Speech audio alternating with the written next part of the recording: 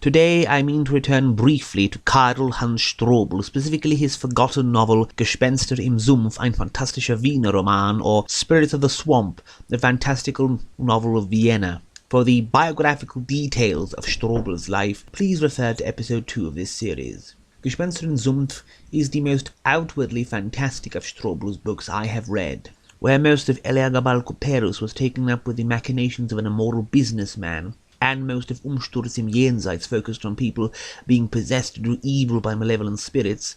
Gespenster im Sumpf always has strange mysterious things happen inside of its rather deviously apocalyptic setting. The novel was written shortly after World War II, and takes place in an alternate future where Kaiser Wilhelm is held as a prisoner to be shown to travelling companies in the Shetlands, where there is a King Polak III of Jerusalem, and where Vienna has been in ruins for decades. One is reminded at times of another fantastical alternate future history story written after the Great War, Milo Hastings's City of Endless Night. Vienna, in this story, is a city put into permanent quarantine, shut off from the rest of the world by a military brigade, its disparate population forced to exist among tumbling, rotting houses, free-roaming fires, and having to catch whatever alms the invading army decides to send them along the river. A strange brain sickness supposedly confined to the people of Vienna is the stated reason. However, there are worse things to contend with in the city, since it has been overrun by giant rats, giant feral dogs, and even monstrous spiders and ticks which can suck the blood right out of you. Among these ruins you have the crazed inhabitants of Vienna,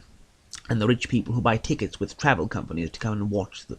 A certain Mr. Gulliver, after discovering a map of Vienna, goes there along with his daughter Selina and the artist who very much is obsessed with her, Fred Gregor. After some time, some people get lost, separated, and we see the various inhabitants of Vienna up close in many disparate vignettes. There are the Last Viennans, an organization run by a crazed baker who collects buttons, a government pretending to rule Vienna from an old train station, a girl raised by her parents in their old house who's never seen any other human beings and who gets confronted with the worst of humanity right before her father gets possessed with a mind not his own, the tax official routinely patrolling the streets to pin tax notices on crumbling abandoned houses, the old coffin maker sitting atop his hoard of caskets no one wants to buy since the dead are no longer buried in Vienna. Rowing bands of barbaric savages who eat clay and then decide to try and eat people, and above all, the corpses in the streets and the American soldiers drinking heavily in the shadows of crumbling castles. You have a Vincenz Chambera, a living torso once deprived of a merciful death by his friend, and Leib Moishe Seelenheil, an old Jew who saw his 6 daughters and his wife die pitiably, thanks to the cruel vagaries of the world, conspiring together to wreak havoc across the city as long as there is a single living person still left in Vienna. When Selina, Gulliver's daughter, comes into the city, she gets kidnapped, but she falls in love with one of her captors and wishes to use up her father's entire fortune to rebuild the city.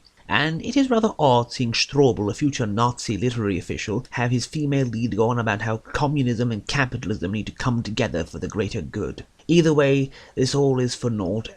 as just as Gulliver agrees to his daughter's strong-arming, her plans are thwarted by a rival coming in and making the deal in her place, but even this is all temporary as governments change very fast in the crumbling corpse city of Vienna. Meanwhile, we have the artist Fred Gregor's obsession with Selina ending with trying to force himself upon her, and his subsequent discovery of a girl in a glass sarcophagus who awakens without any memories of herself and who takes Selina's place, while we find Fred may be the reincarnation of his own uncle who was drowned just as Fred was being born. This, all the while Selina has been kidnapped again and imprisoned on a theatre set to try and drive her mad. Everything then comes to a head in a great fire which consumes the great Prater wheel, right before all the rest of the city spontaneously leave Vienna, and we have the people responsible for the destruction of Vienna perish, while snow suddenly starts to fall on Vienna, washing over the city. This book is certainly unique, a very original entry in post-apocalyptic literature, a chronicle of steady rot, decline and disintegration, where rich people come to gawk at the crumbling ruins of a once mighty town while drinking fine wine to the tune of a brass band. Many things are not explained. What is the phantom boat that the cruise ship runs into on its way to Europe, which seems to preface the main character's deaths? How can the dwarf, that Seelenheil keeps imprisoned in his private cinema, conjure up images from the past? How come Schembera's soul can leave his ruined body to travel to Gregor while he is asleep to write his confession into Gregor's diary? These matters are never explained, but it is preferable that they are not, since the Vienna of the book is no longer a common city and that a mysterious presence is lurking about for good or ill. Unfortunately, unless you can read German, you won't be able to read this book, since, to my knowledge, it was never translated into any language other than its native German.